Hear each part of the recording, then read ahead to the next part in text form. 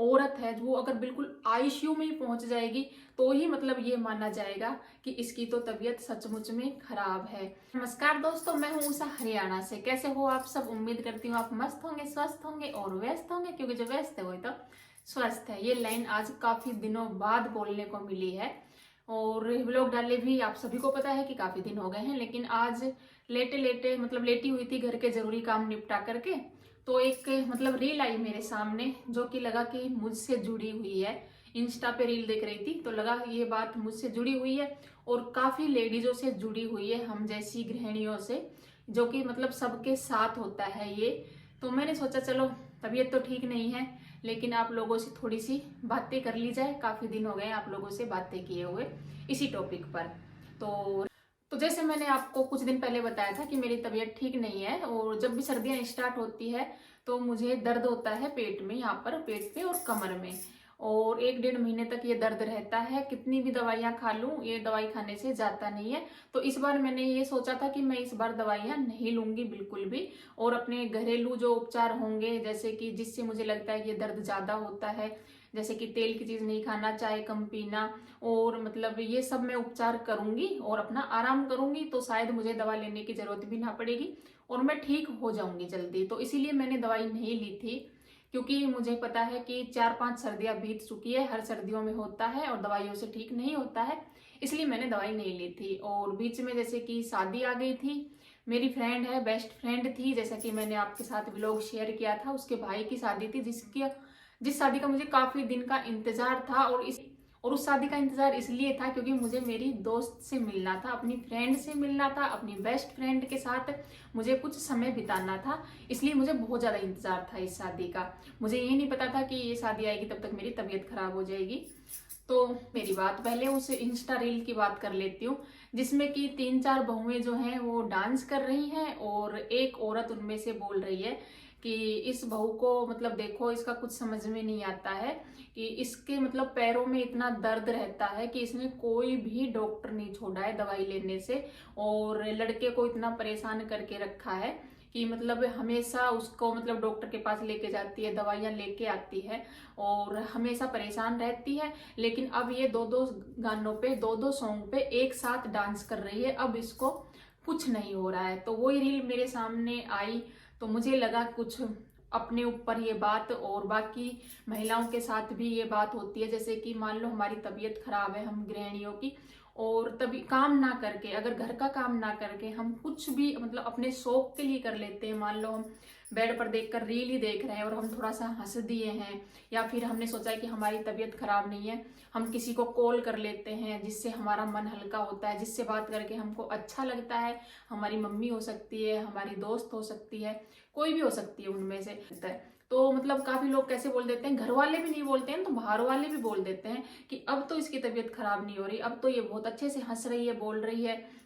मान लो जैसे मैंने ये सोचा कि मेरा व्लॉग नहीं जा रहा है, तो अपने चैनल को बनाए रखने के लिए, मेरा चैनल डाउन ना हो इसके लिए मैं शॉर्ट्स डालती रहूं, तो भी लोग ये बोल देते हैं कि वैसे वीडियो तो इसकी बराबर आ रही है, इससे तो इसकी तबीयत खराब नहीं लग रही है।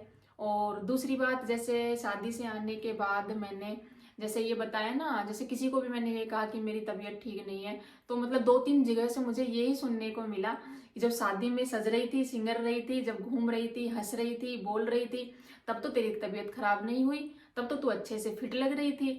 तो ऐसा मतलब मुझे लगा कि ऐसा क्यों होता है औरतों के साथ में, और ज्यादातर होता है, सभी के साथ में ऐसा होता है कि अपने लिए अगर थोड़ा भी हंस लिए, बोल लिए, तो बस उसकी तबीयत खराब नहीं है। मतलब तबीयत खराब होने का मतलब क्या, यही होता है कि मतलब बिल्कुल जो गृहिणी है, जो हाउसवाइफ है, औरत है, वो अगर बिल्कुल आईसीयू में ही पहुंच जाएगी तो ही मतलब ये माना जाएगा कि इसकी तो तबीयत सचमुच में खराब है।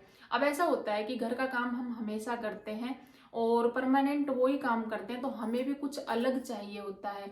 मान लो हमारी तबीयत खराब है और हमें कोई खुशी, अपनी खुशी मिल रही है, कहीं जाना है, कहीं घूमना है, अपने मनपसंद इंसान के साथ समय बिताना है, तो हम होता है ऐसा, हम उस दर्द को भूल जाते हैं। ऐसा सभी के साथ होता है। अब जैसे किसी को नाचने का शौक है तो घर के काम के अलावा उसे डांस करने को मिल रहा है, ब्याह शादी अटेंड करने को मिल रहा है, तो वो उस शौक को मतलब, तो वो उस दर्द को थोड़ी बहुत देर के लिए भूल ही जाता है। और ये सचमुच में होता है, इसका मतलब ये नहीं होता है कि उसकी तबीयत खराब नहीं है। ऐसा मेरे साथ भी हुआ था। जैसे मैंने बताया, मैं बहुत दिन से वेट कर रही थी अपनी फ्रेंड के साथ रहने के लिए कि कुछ टाइम मुझे उसके साथ रहने को मिलेगा। जैसे कि वो बहुत दूर रहती है। पहले मैंने व्लॉग डाला था जब मैं जयपुर गई थी, तो उसी के पास गई थी। अगर आप लोग पहले से जुड़े हुए होंगे तो आपने वो व्लॉग भी देखा होगा। और वहां भी तब भी मैं 1-2 दिन ही रह पाई थी, और तब भी अच्छे से बात करने के लिए टाइम नहीं मिला था। और अब भी मैं शादी में गई थी, इतनी परमिशन मुझे थी कि एक दिन पहले जाना है और शादी के दूसरे दिन बाद आ जाना है, क्योंकि बच्चों के स्कूल चल रहे हैं। तो उसी हिसाब से मैं जैसा बोल के गई थी, उसी हिसाब से मैं आ भी गई थी। लेकिन जो भी टाइम बिताया, जो भी इंजॉय किया, बहुत अच्छा लगा। कुछ चेंज हो गया और आके फिर तबीयत खराब हो गई, क्योंकि तबीयत ठीक हुई नहीं थी। वो थोड़ा सा मतलब मन अलग हो गया था, थोड़ा मतलब थोड़े टाइम के लिए भूल गई थी। तो ऐसा हम सभी के साथ होता है। हम अपना जब पसंद का काम करते हैं या मतलब घर के काम से कुछ अलग काम करते हैं तो हम भूल जाते हैं कुछ टाइम के लिए। तो ऐसे किसी को जज मत किया कीजिए, क्योंकि सामने वाले को भी ना बुरा लगता है। ऐसे सुन के कोई ढोंग नहीं करता है। यहाँ तक कि लोग ऐसा भी बोल देते हैं कि ढोंग कर रही है। तो ढोंग कोई नहीं करता है। अगर कोई भी मतलब बिस्तर में पड़ना ना पसंद नहीं करता है, फिर वो चाहे सास हुई या फिर वो बहू हुई, कोई भी किसी को भी अच्छा नहीं लगता। अभी भी मैं लेटी हुई थी, अपना घर का जरूरी काम है। और जरूरी काम सब करते हैं अपना। तबीयत खराब भी होता है ना, तो भी हर लेडीज अपना जरूरी काम निपटाती है अपना घर का।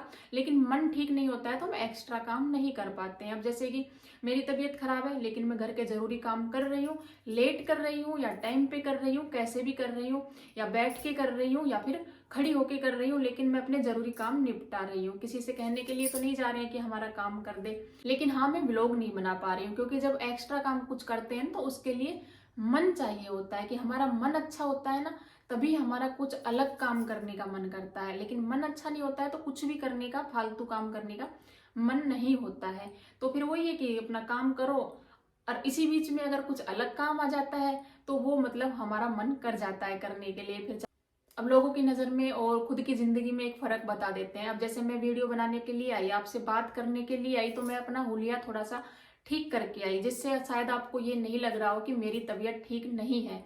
आपको लग रहा होगा मुझे देखकर कि मेरी तबीयत बिल्कुल ठीक है, क्योंकि आपको मैं सही से नजर आ रही हूँ, क्योंकि मैं अपना हुलिया थोड़ा सा ठीक करके आई हूँ। और जब मैं वैसे कैमरे के पीछे से रहती हूँ तो वही अपना काम किया और लेट गई, अपना काम किया और लेट गई। ना बाल बनाए, ना चोटी की, क्योंकि तबीयत ठीक नहीं है, मन ठीक नहीं है, तो ऐसा कुछ भी नहीं करने को मन करता है। लेकिन आपको क्या नजर आ रहा है कि मैं बिल्कुल ठीक हूँ। तो देखने वाले को हमेशा ऐसा ही लगता है, लेकिन जिस पर बीत रही है उसे पता होता है कि उसका हाल क्या है, वो कैसा महसूस कर रहा है। इसीलिए किसी को जज मत किया कीजिए, फिर से यही बात बोलती हूँ। तो मिलते हैं एक नए व्लॉग में, एक नई उम्मीद और नई उमंग के साथ। तब तक अपने और अपने परिवार का रखिए ख्याल। आप सभी को मेरी तरफ से प्यार भरी राम राम।